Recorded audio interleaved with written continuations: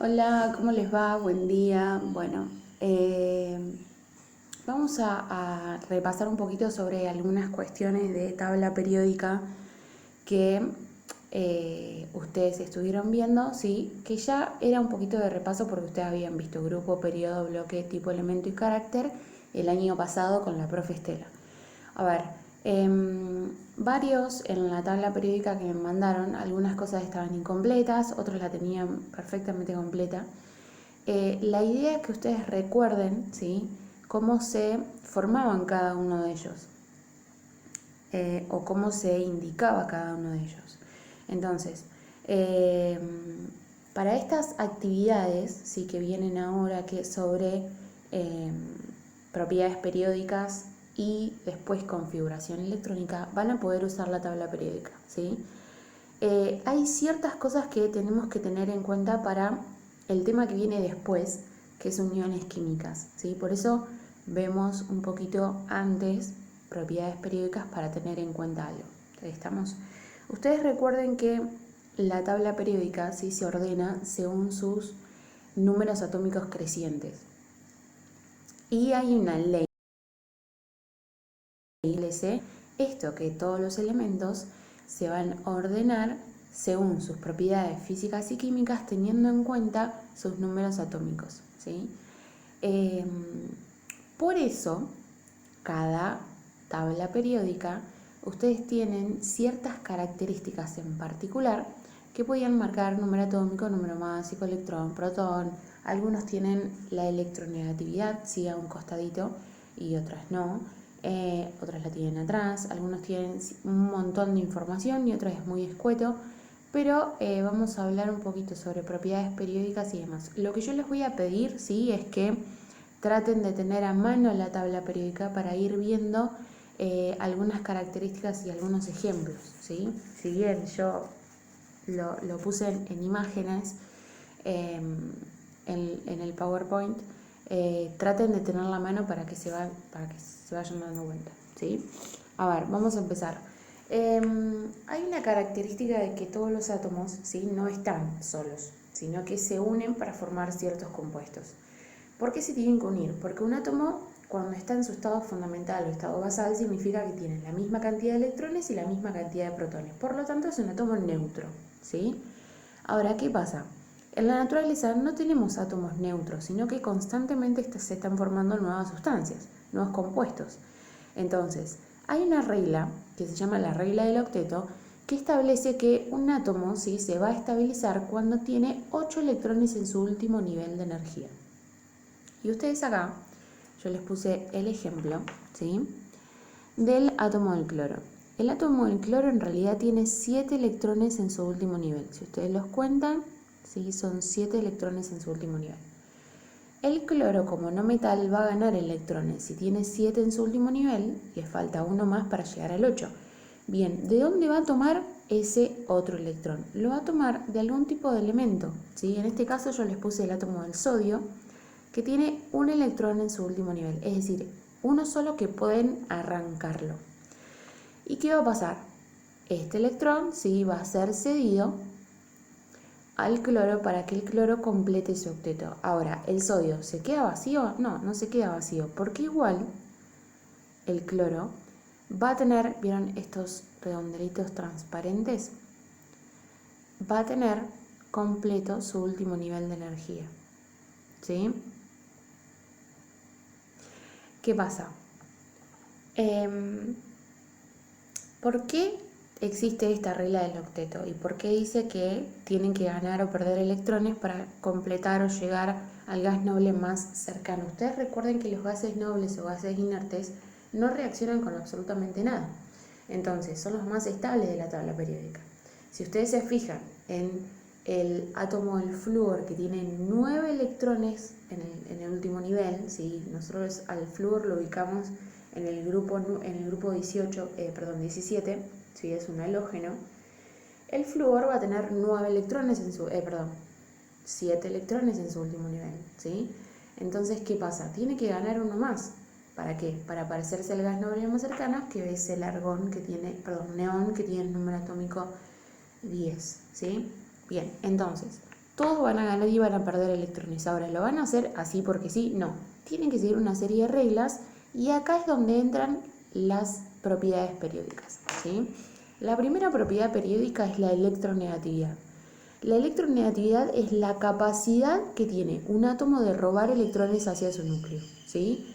Es decir, mientras más grande, más electronegativo sea el átomo, más fuerte es, por lo tanto va a poder robar. ¿Qué pasa? En la tabla periódica que ustedes tienen dibujado acá, ¿sí? Van a ver que la electronegatividad aumenta a lo largo de un periodo, ¿sí? Es decir, esto aumenta de izquierda a derecha y en un grupo de abajo hacia arriba. Entonces acá están los más electronegativos. Una característica que tienen que tener en cuenta: los gases nobles no presentan electronegatividad, entonces no van a participar, ¿sí? ¿Quiénes presentan? Desde el grupo 17 para atrás. Ahora, mientras más en el extremo esté, más electronegativo está. El flúor es el más electronegativo que se puede.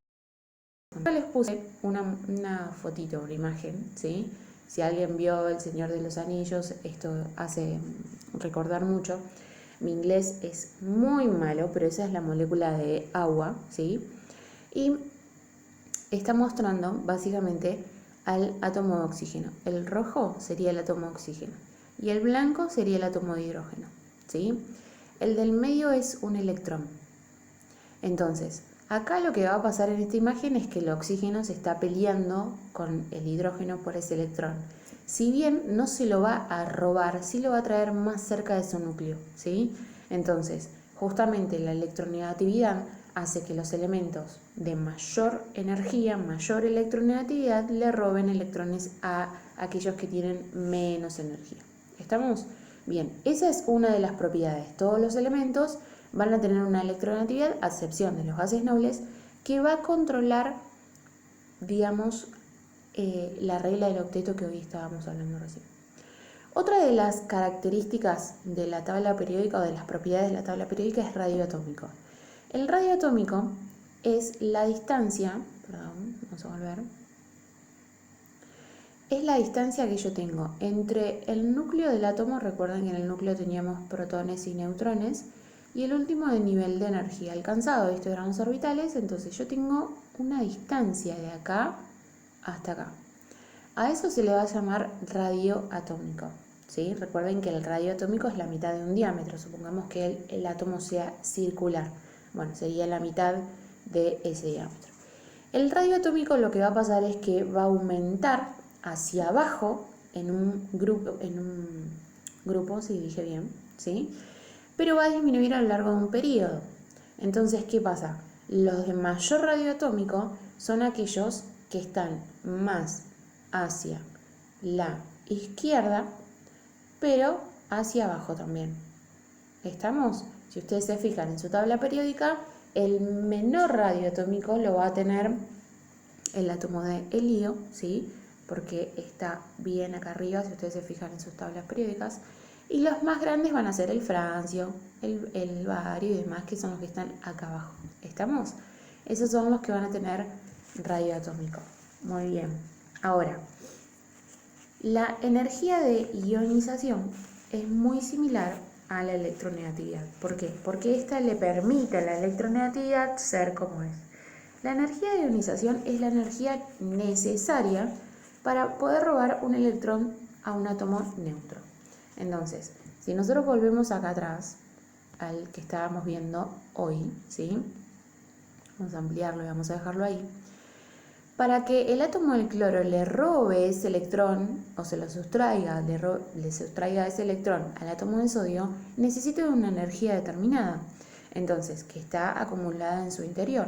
Esa energía se va a llamar energía de ionización. Entonces, el átomo del cloro va a tener la energía suficiente para poder atraer o robar o sustraer ese electrón que presenta el átomo del sodio, que el cloro lo necesita para completar sus octetos, ¿sí? Bien, ahora, ¿qué pasa y cómo aumenta en la tabla periódica? En la tabla periódica aumenta al igual que el grupo acá, porque lo tenemos al revés y mostraba justamente Esto sería menos y menos, ¿sí? ¿Qué pasa? Aumenta como el radio atómico. Para abajo aumenta y para el otro lado aumenta. Por lo tanto, los de acá abajo en su tabla periódica son los de mayor energía de ionización, es decir, son los aquellos por la cual podemos robar electrones, ¿sí? Bien. Ahora, la otra característica o la otra propiedad es la afinidad electrónica, ¿sí? La afinidad electrónica es la energía que se libera cuando un átomo neutro capta un electrón. Es decir, el cloro, si volvemos a ese ejemplo, ¿sí? Captó un electrón. Bueno, para captar ese electrón, vamos a volver al ejemplo del principio, vamos a ampliarlo. Cuando se produjo este robo, ¿sí?, de ese electrón, ¿qué pasa? Se liberó una cantidad de energía determinada, ¿sí? Vamos a poner así, como que se liberó. Ahora, ¿qué pasa? Esta energía hace que ese átomo se transforme en un ion. ¿Qué es un ion? Y esto presten atención porque se los voy a preguntar en las actividades. Un ion es una partícula con carga. Nosotros habíamos dicho que los átomos, ¿sí?, en estado fundamental o en estado basal, tenían la misma cantidad de electrones y protones. Es decir, el cloro, por ejemplo, si yo lo analizo, el cloro va a tiene número atómico, tiene número atómico Z17 y tiene a 36, si no me equivoco. Entonces va a tener 17 electrones, protones, ¿sí? ¿Qué pasa?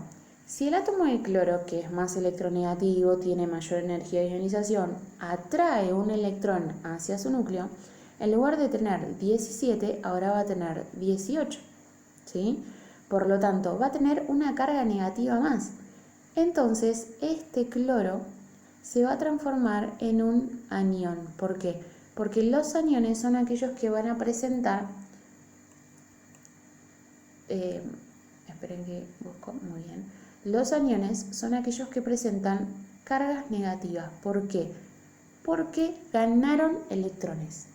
Por el contrario, el pobre sodio que tenemos acá, ¿sí?, el sodio, en lugar de ganar electrones, perdió. Entonces significa que tiene menos electrones que protones. Si yo tengo que hacer la cuenta, el sodio va a tener 11 protones y 11 electrones, ¿sí? Pero ¿qué pasa? Perdió uno de ellos. Entonces ahora va a tener 10 electrones. Por lo tanto va a tener más carga positiva que negativa. Entonces se dice que el sodio es un catión, tiene carga positiva. ¿Por qué? Porque perdió electrones, ¿sí?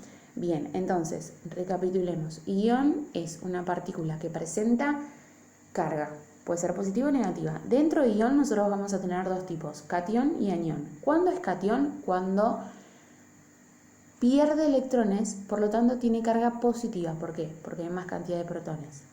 ¿Quiénes son los que van a perder electrones siempre? Los metales. ¿Por qué? Porque si nosotros vamos a esto, a la electronegatividad, los metales son los más débiles, ¿sí? Entonces, todos los metales van a perder electrones, por lo tanto se va a decir que son cationes. En cambio, los no metales, ¿sí?, se les van a decir, a excepción de los gases nobles, recuerden que no presentan electronegatividad y no participan en nada. Se le van a decir que son anión, ¿por qué? Porque son más fuertes, presentan mayor electronegatividad, por lo tanto van a robar electrones hacia su núcleo y se van a transformar en anión. Tienen carga negativa porque roban electrones, ¿sí? Bien, creo que hasta ahí es la primera, digamos, la segunda parte, ¿sí? Entonces, en las actividades van a tener tres partes, ¿sí? La primera, repaso de tabla periódica para que ustedes completen grupo, periodo, bloque, tipo, elemento y carácter. La segunda es para que ustedes vean propiedades periódicas, ¿sí? Muy cortito. Y la tercera, configuración electrónica, que en el siguiente video lo vamos a terminar de analizar. Vamos con ahora configuración electrónica.